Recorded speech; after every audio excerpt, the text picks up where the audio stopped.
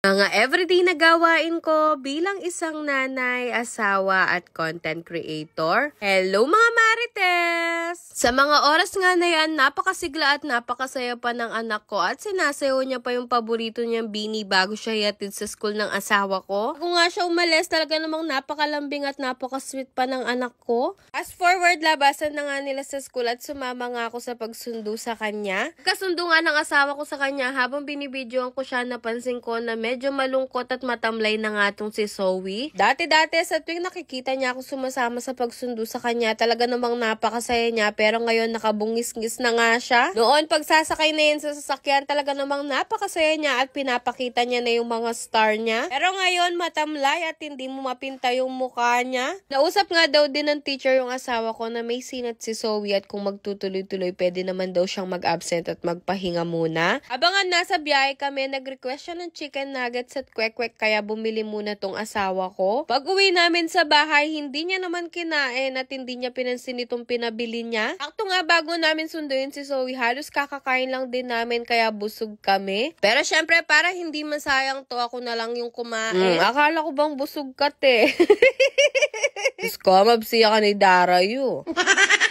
Kinagabihan nga, sobrang taas ng lagnat niya at umabot na nga ng 39.9. Sa mga oras nga na yan, talaga namang kinakabahan na ako at hindi na kami makatulog mag-asawa kaka-check kay Zoe. At kahit nga madaling araw na, talaga naman tinawagan namin yung pedya niya at pinabili ko pa ng gamot yung asawa ko. Sobrang nag-worry nga kami sa kanya kaya talaga namang hindi kami nakatulog. Kinabukasan nga, hindi pa rin bumababa yung lagnat niya. Buti na lang kahit may sakit tong anak ko, tumatawa at bibo pa rin siya. Bukod nga sa lagnat, inuubo at sinisipon na rin siya dyan at ilang beses na rin siyang nagsuka. Grabe, napakahirap talaga sa tuwing nagkakasakit yung mga bata kaya mapapasabi ka na lang sana sa'yo na lang mapunta yung sakit na nararamdaman niya. Ang araw nga hindi nakapasok si Zoe sa school kaya namimiss niya na daw yung mga teacher at mga classmate niya. At sa awa naman ng Diyos, gumaling na tong anak ko at bumalik na yung dati niyang sigla. Dahil nga nagkasakit siya, ilang araw siyang hindi kumakain ng rice kaya nga nung medyo okay na siya, nag-request siya ng Jollibee kaya binili agad siya namin ng asawa ko. Dahil nga hindi siya nakakakain ng ilang araw, medyo pumayat nga itong anak ko at buti na lang kahit papano nakakakain na siya ngayon. Nung may sakit kasi siya, talaga namang kahit kaunting kanin hindi mo siya mapasubo at pinipilit lang namin siyang magdede para makainom ng gamot. Kagaling naman ng anak ko, ako naman yung nagkasakit at napakataas nga din ng lagnat ko. Tinalang talaga nandito yung asawa ko kaya merong nag-asikaso sa aming dalawa ni Zoe. Ay no ko, sa mga oras nga na yan, feeling Disney princess ako, Diyos ko.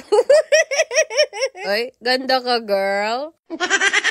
Grabe nga yung taas ng lagnat ko dyan at sumabay pa talaga yung ubo at sipon ko. Kaya kung mapapansin nyo, ilang araw din akong walang vlog dahil nga meron akong sakit. Sa tuwing nilalagnat ako, hindi naman ganito kalala. Yung dumapong virus sa amin, napakatindi at talaga namang napakasakit. Minsan nga natutulog na lang ako dun sa sala para hindi na mahawa yung anak at asawa ko sa akin. Buti na lang talaga nandito yung asawa ko at merong nag-aasikaso sa amin. Nag-request nga ako ng lutong ulam na sabaw sa kanya para pagpawisan naman ako kahit papano kaya nagluto siyang kinamiatisang baboy. Baliktad kami ng asawa ko dahil kababae kong tao, hindi ako masyadong marunong magluto dahil mas marunong pa siyang magluto sa akin, no ko?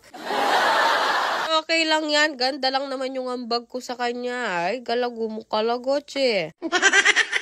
Ay no ko, feeling ko talaga Disney princess ako. Minsan masarap din talagang nagkakasakit, ne? Yung feeling na uupo ka na lang para kumain, Diyos ko. O kain po tayo mga Marites.